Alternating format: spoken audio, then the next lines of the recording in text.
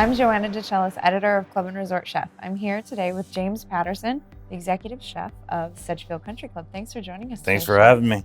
Tell us a little bit about yourself. So, about myself. I'm originally from Wilmington, North Carolina, and I love food. I love people. So, what better job to have than being a chef? My story, I always like to joke about growing up, and if I was in the kitchen with my mom, learning how to cook or helping cook, then I wasn't doing yard work with my dad. So that's kind of my joke about me and where I come from. But no. Yeah. Tell us about, so you're at Sedgefield, but you're also the corporate executive chef for McConnell Golf. So tell us a little bit about that dynamic and how you manage both. Yeah, roles. there's a balance that it's trying to figure out exactly how and when and why. It's important that I stay and be focused on my club and make sure that the day to day. But I've got a great team that really handles everything when I'm going, like right now. But with the other clubs, traveling, helping out, going to their member guests, going to their member, maybe somebody's sick, need somebody to cover. I can just go help out. How many chefs do you work with? So we've got currently we have 12 properties that are owned by McConnell Golf, and then a couple that we manage. So all in, there's 10 chefs that I deal with on a daily basis, and then 2 that I help out. Very cool. So you're constantly coming up with menus probably and ideas. And yeah. Our club alone is very active. I like to think that, it's almost every night of the week that we're having an event, either a wine dinner or dinner club or social or a kids event.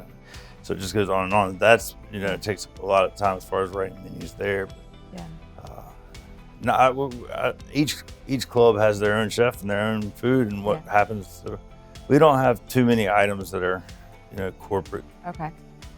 What inspires you? How do you stay fresh with all this on your plate? I'll tell you, I gotta say, like, social media is the driver, right? Yeah. I mean, because we're always looking to see what other chefs are doing, what restaurants are doing, what's new, what's trending.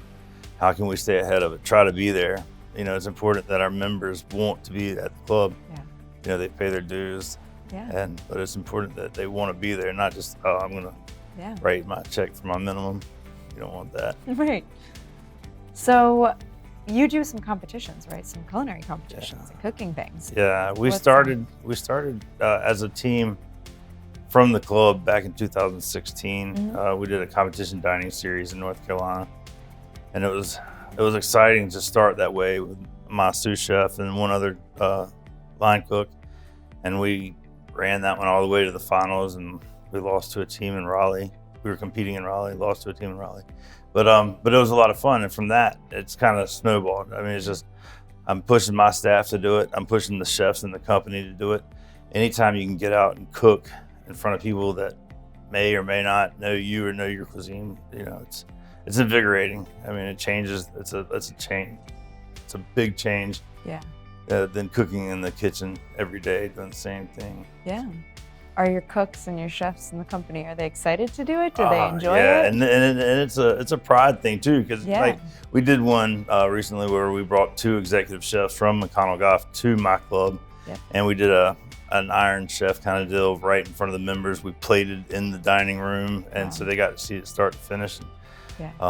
They enjoy that. My team, we do culinary cook-offs with the staff, and we'll take the front of the house and the back of the house, divide them up equally, and we'll give them a budget, we'll give them a concept, and then it's up to them to create the dish. And they prepare it, and we do it live in front of the members again. It's action stations throughout the clubhouse, and at the end of the night, they vote on whose dish won, and that dish goes on the next menu. Oh, cool. So I'm sure your staff is super proud of themselves. I mean, it's bragging rights. They go all out, decorating. We did a food truck one time, and we cut out the plywood and made it look like a food truck, and then we gave each team their blank canvas, and seeing them decorate and get into it, it's pretty cool. They like it. I like to think that they like it. What's the best piece of advice you've ever been given as a chef? I like to think that when I was in Charleston years ago, I worked with Craig Dill, and he instilled into me like the importance of staying true to what you're doing. You know, don't just say you're going to do something. Yeah. Do it. If you're going to market something, be that. Yeah. So staying true. Very cool. Well, thank you so much for joining us today. Thanks Chef. for having me. For more interviews like this, check out our site, clubandresortchef.com.